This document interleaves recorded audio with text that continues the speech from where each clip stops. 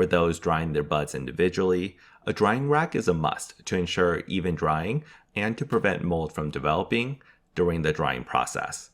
This is because it allows airflow to reach the underside of the buds. Although without movement, the underside will flatten out as it dries.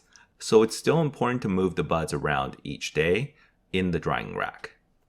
It's recommended to use a drying rack in a grow tent, as this allows for easier control of the drying environment and offers odor control as well if installed.